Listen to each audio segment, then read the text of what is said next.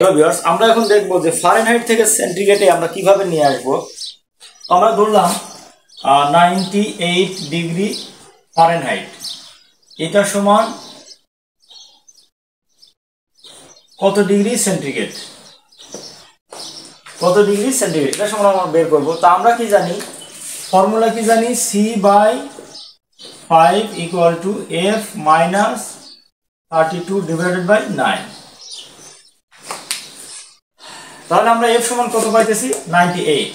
তো আমরা এখানে তাহলে এই করি, F সমান হলো এই 5টা ওপাশে নিয়ে দেবো, 5 ইন্টু F এর পরিবর্তে কত দেবো, 98 মাইনাস 32 ডিভাইডেড বাই 9। তাহলে কত হবে, 5 ইন্টু